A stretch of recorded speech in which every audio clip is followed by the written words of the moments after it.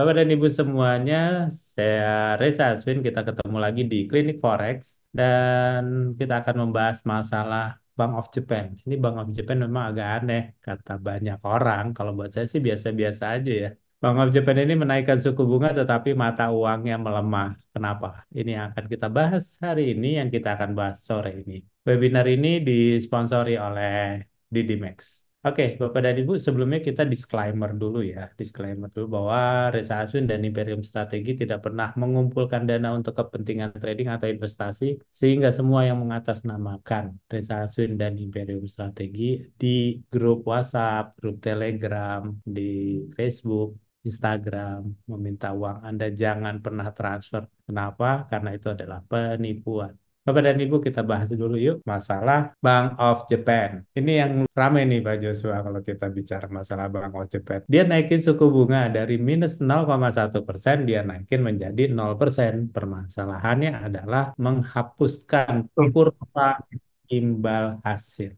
Lalu dia juga mengurangi pembelian obligasi korporasi. Ini kan sebenarnya udah benar-benar hawkish gitu loh Pak. Menurut saya keputusan ini mana sih yang bikin dovish nggak ada gitu loh. Ini hawkish semua gitu. Walaupun pada alinea berikutnya Bank of Japan mengatakan bahwa dia akan melanjutkan pembelian obligasi pemerintah untuk sementara waktu. Wajar dong Pak Joshua sudah mempunyai suatu kontrak pekerjaan, kontrak suatu proyek, lalu diputuskan begitu saja kan nggak mungkin ya Pak Jo. Pasti ada delay-nya gitu, pasti ada jangka waktunya. Dan tentunya ini yang menurut saya yang harus dipahami oleh Bapak dan Ibu semuanya, bahwa Bank of Japan itu sudah melakukan suatu sifat kebijakannya itu udah hawkish gitu. Nah, kalau kita juga mau lihat bahwa kenapa dia melemah mata uang yen ya. Pertama karena memang dia punya jangka waktu untuk membeli bond yang punya government. Yang kedua, biasanya Bapak dan Ibu pasti yang udah pernah trading lama, ini pepatah yang mengatakan buy the rumor, sell the fact. Beli di saat ada rumor dan menjual ya pada saat data keluar atau faktanya keluar. Ini biasa dilakukan. Ini kan tujuannya buat pasar untuk mengantisipasi kan. Jadi pasar udah mengantisipasi dulu gitu loh. Jadi kenaikan suku bunga ini kan udah digembar-gemborkan lama gitu. Makanya pasar sebenarnya sudah mengantisipasi. Kenapa sih pasar sudah mengantisipasi? Karena kita udah tahu yang namanya mata uang yen itu, dia itu kan mempunyai suku bunga yang rendah. Lalu di Amerika Serikat dia punya suku bunga yang tinggi itu negara. Apa salahnya kalau dilakukan suatu carry trade? Carry trade itu mindahin suatu yang imbal hasilnya lebih rendah dipindahkan ke imbal hasil yang lebih tinggi. Dan ini yang terjadi sebenarnya. Nah, pada saat sini udah ada suatu kepastian, mereka adjustment. Dan pasar juga melihat bahwa BOJ itu menaikkan suku bunganya nggak radikal. Karena dia nggak radikal, maka pelemahan yen ini sepertinya kok masih berlanjut. Tapi Bapak dan Ibu coba lihat ke depannya deh. Mata uang yen Jepang ini dapat saja menguat. Kenapa? Karena pelemahan mata uang yen ini mempunyai suatu dampak yang cukup besar ke depannya. Kalau kita lihat resiko pelemahan mata uang yen itu yang pertama harga barang impor udah pasti mahal dong Pak Joshua. Sedangkan Pasti. dia sendiri itu kan nggak punya sumber energi. Sumber energinya itu kan impor. Kalau itu dinaikin terus, teriaklah bos subsidinya gitu.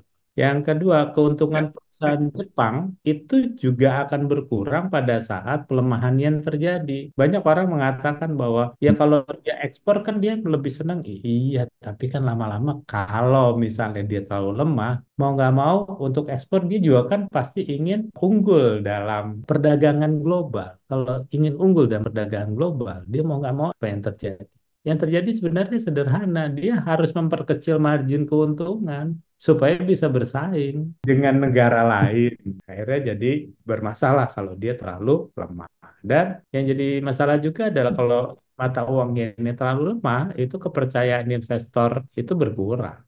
Dan yang paling parah itu akan terjadi suatu deflasi. Kalau deflasi ini terjadi, maka pertumbuhan ekonomi Jepang itu akan hancur. Ini juga lah yang sebenarnya menjadi bahan pemikiran dari Bank of Japan sama pemerintah Jepang yang selama ini mereka melakukan suatu kebijakan bertahun-tahun, belasan tahun, tapi nggak ada hasilnya. Ya mereka harus putar lah. Kan cuman ada suatu hal yang hanya orang gila yang melakukan pekerjaan yang sama, tapi kepingin hasil yang berbeda. Dia melakukan hal yang sama gitu ya, tetapi kepingin hasil yang berbeda itu kan hanya orang gila. Dan itu dilakukan oleh Bank of Japan sama negara Jepang.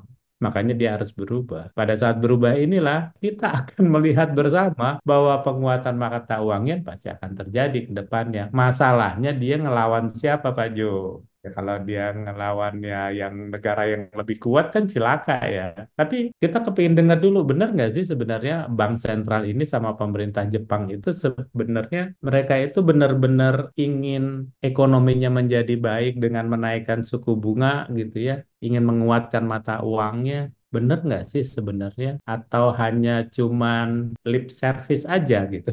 Bapak dan Ibu semuanya, sebenarnya Bank of Japan ini kepingin kenaikan suku bunga itu berkelanjutan, bukan hanya sekarang aja. Bulan depan juga dia kepingin naikin lagi gitu. Dan Gubernur Bank Sentral Jepang ya mengatakan bahwa emang dia benar-benar kepingin untuk mengurangi neracanya. Nah, kalau dia mengurangi neracanya, tandanya kan dia mengurangi uang beredar sebenarnya gitu. Dan dia melihat bahwa inflasi ini sudah mulai muncul. Dia nggak mau seperti Amerika Serikat yang katanya masih transisi, terus katanya juga waktu itu ya tahun 2002, oh ini inflasinya itu hanya sementara, nggak taunya break sampai ke 9%. Apa yang terjadi kalau seperti itu? Maksud saya begini, Bank of Japan tidak akan pernah mengikuti apa yang pernah dilakukan oleh Bank Sentral The Fed dan salah gitu. Jadi sepertinya dia akan menaikkan suku bunga dalam berkelanjutan tapi pelan-pelan, artinya yang jelas bahwa pembelian obligasi masih akan terjadi tetapi nanti akan lebih lambat pembeliannya. Nilainya besarnya akan lebih turun gitu loh Pak Ju. Kalau yang sekarang itu kan masih sama. Nah, berikutnya saya yakin dia akan lebih turun. Dan begitu juga kalau kita lihat yang namanya Menteri Keuangannya Jepang, namanya Shunichi Suzuki gitu Pak ya. Itu kalau kita bicara masalah Menteri Keuangannya Jepang, itu udah serius banget Pak ngomongnya. Ini kalau misalnya mata uangnya terhadap mata uang yen terhadap Mhm. dolar ini tambah melemah dan tidak terkendali, maka mereka akan melakukan intervensi. Nah, kita nggak usah pikirin sebenarnya Pak, intervensinya mau ngapain nggak usah dipikirin Pak. Nanti kalau dipikirin kita jadi nggak bisa tidur. Kan negara tuh negara bukan negara kita ya Pak ya. Kita pikirin itu sebenarnya equity kita cukup nggak gitu loh pada saat dia mulai melemah lagi atau mulai menguat mata uangnya. Sebenarnya itu yang perlu kita pikirin. Kita nggak usah pikirin negaranya orang sebenarnya. Itu jauh lebih mudah untuk kita menghadapi trading USD Japanese Yen yang dia naikin suku bunga, tapi kok belum USD Japanese Yen-nya belum longsor ya. Ya santai aja kalau menurut saya sih. Kan juga uangnya juga kan uang dingin ya. Kan repot. Kalau Pak Joshua tuh kalau trading pakai uang panas jadinya repot tuh ntar dikejar-kejar ya kan. Tapi kalau dingin udah biarin aja nanti juga turun lagi gitu ya. Justru yang nggak ditungguin itu begitu. USD Japanese yen-nya longsor itu bisa menang banyak gitu. Ini ada yang menarik Pak Joshua. Yang menarik adalah sebenarnya ini Pak Joshua. Jepang itu saat ini coba ke dia lihat ya, uang beredarnya udah mulai turun Pak. Kalau uang beredar ya udah mulai turun, itu nenek-nenek stroke juga tahu Pak, itu bakal nguat itu mata uangnya. Ya kalau kita ngeliatin grafik mulu ya sampai bego juga tuh grafik gitu-gitu aja Pak. Yang penting kalau menurut saya ada arah besarnya kita udah bener begitu. Kalau menurut saya Jepang ke depannya mulai terlihat dia mulai mengurangi peredaran mata uang. Kalau dia jumlah mata uangnya udah mulai beredar, mulai sedikit, itu sih nggak usah diributin Pak, dapat dipastikan mata uangnya pasti akan menguat. Segampang itu, segampang itu, semudah itu, iya semudah itu. Dan ini jauh lebih mudah dibandingkan Bapak dan Ibu ngeliatin grafik gitu loh. Kan yang mainan grafik yang kemarin-kemarin kan boncos ya. Ya boncos lah Pak, kita lagi nge-sell, ya kan nge-sell tuh barang naik Pak, kita cut Ah, loss. kan kita Ah, ganti baik, nggak taunya hari ini turun lagi tuh barang gitu kan. Jadi kalau orang yang pakai stop loss dalam keadaan market seperti ini, buat saya itu pernah saya jalanin zaman dulu dan itu nggak akan berjalan. Sekarang kita mau ngomongin The Fed, Pak. Tadi kan udah BOJ kan. Sekarang musuhnya dia apa? Musuhnya kan bukan musuhnya sih, pairnya itu pasangannya kan biasanya US ya. ya. Padahal kan paling bener tuh pasangannya Swiss franc, Pak. Itu udah paling bener gitu loh. AFJPY coba Bapak lihat deh. Coba Bapak lihat CAFJPY. Itu nggak ada remnya Pak turunnya. Karena dia sudah memotong suku bunga duluan kan. Cocok dong. CHF yang potong suku bunga, Japanese yen-nya naikin suku bunga. Itu pakai technical nggak pakai technical merem juga ngesel dapet itu Pak. Sama aja Pak Joshua mancing tapi di ember gitu. Ikannya itu mah kagak usah dipancing Pak. Nah kadang-kadang kan kita kepingin trading yang kepingin yang keren gitu ya. Jadi jangan yang aneh-aneh kalau menurut saya. Cari yang emang udah fundamentalnya udah cocok gitu, hajar gitu loh. Kenapa sih kita banyak nyakut di pair-pair yang aneh-aneh? Ya karena kita emang salah nganalisanya gitu. Coba Dani, ini kan cuma diskusi, ini sharing gitu. Jadi apa yang pernah saya lakukan di zaman dulu, jangan sampai Bapak dan Ibu mengikuti gitu loh. Itu Yes. tujuannya saya ingin berbagi gitu, bukannya ingin mengkoreksi bahwa tradingan Bapak dan Ibu salah dan tradingan saya benar. Enggak, tradingan saya juga banyak salah kok gitu. Saya juga nggak hebat-hebat banget. Justru yang hebat adalah Bapak dan Ibu. Pak, gini loh, gue tuh kalau ngomongin The Fed itu lucu Pak orang-orang tuh. Orang-orang tuh kalau The Fed tuh kalau ngomongin The Fed tuh langsung ngomong gini, jadi nggak potong suku bunga? Emang gua ikut rapat? Enggak kan, gue juga nggak ikut rapat.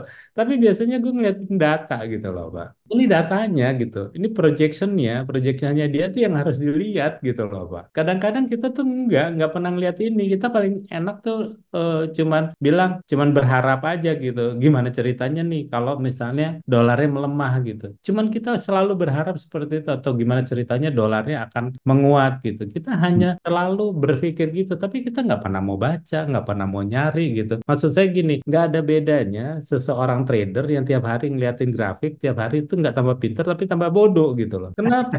Nggak ada yang dibaca, bos. Cuman dia baca grafik doang gitu loh. Jadi kalau ada orang tiap hari baca grafik doang dan berharap dia bisa jadi presiden, minimal lu harus jadi level tituler dulu kali ya. Jadi maksudnya gini, pada saat kita sudah tahu bahwa The Fed itu ke depannya GDP-nya itu turun, Pak. Hubungannya juga dia akan turunin gitu loh. Di tahun ini aja dia harus turunin dari 5,5 jadi 4,6%. Di tahun depan itu jadi 3,9%, Pak. Gitu loh. Di tahun 2026 itu harus 3,1%, Pak, suku bunganya. Itu udah terlihat di dalam sini gitu loh, Pak. Kenapa harus dicari gitu? Kadang-kadang kan kita suka aneh ya.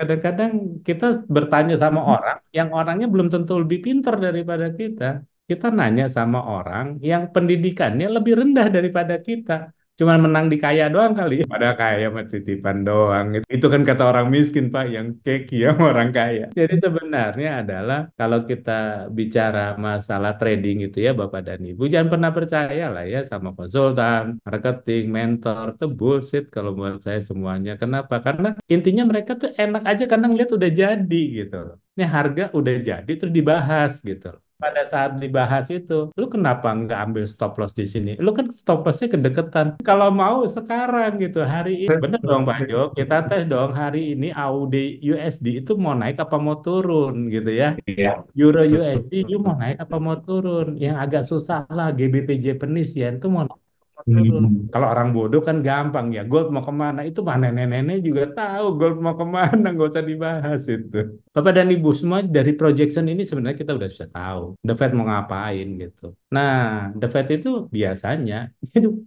bakal ngelemahin. Kenapa tahu ngelemahinnya? Ini kita ngelihat uang beredarnya kayaknya udah deh Pak, udah mau kelar, udah dikit banget uang beredarnya, ya kan? Udah waktunya dia nambahin uang beredar. Kalau enggak gimana? Modar lah Pak negaranya. Karena kan di sana di Amerika Serikat saat itu kan di saat ini ya, itu inflasinya kan cenderung naik, lalu tenaga kerjanya cenderung melemah, pertumbuhan ekonominya kalau so menurut saya sih netral ya. Dan tentunya suku bunga yang tinggi ini di Amerika Serikat membebani yang pertama itu membebani pengusaha.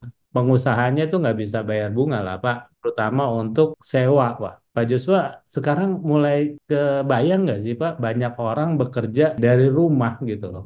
banyak bekerja freelance, kerasa nggak sih Pak? Ya kita bisa kerja dari rumah, kita bisa nyari duit dari rumah, TikTokan dari rumah aja bisa omset banyak kok Pak gitu loh. Itu yang beresiko pengusaha yang punya apa Pak? Yang punya properti Pak, yang punya sewa gedung. Gedung-gedung tuh kosong Pak. Siapa yang mau nyewa gedung kalau semuanya orang kerjanya dari rumah, semuanya kerjanya di luar kantor karena lebih sehat mungkin ya, hanya orang-orang lama aja. Ya tapi ya jangan juga sih ada komunitas kagak punya kantor kan gembel namanya itu. Komunitas pemancingan, pemancingan. Kali dong komunitas ngadain bukber, bukber di kantor. Jangan di luar mulu. Emang di luar mulu kagak punya kantor anjay. Jadi gini loh Pak Joshua, kantor yang gede itu, kantor-kantor di Jakarta yang gedungnya tinggi-tinggi itu pada suatu saat pada bisa kosong loh karena banyak orang yang kerja dari rumah, menghasilkan uang dari rumah. Apalagi kalau mereka udah bisa trading forex gitu loh, trading saham, kripto gitu. Mereka dari rumah semuanya mau ngapain juga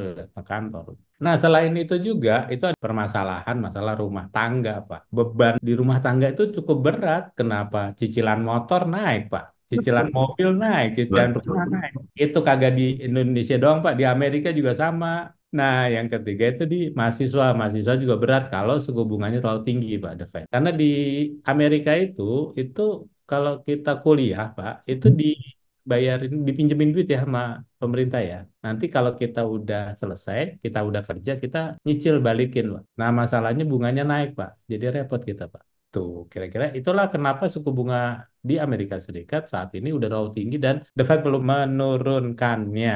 Nah, kalau kita bicara masalah kesimpulan ya hari ini adalah mata uang yen Jepang, emang jangka pendeknya bisa jadi dia ngelemah, tapi jangka panjangnya dia pasti nguat kok. Dan itu kebalikannya dengan si dolar. Dolar itu jangka pendeknya menguat, tapi jangka panjangnya.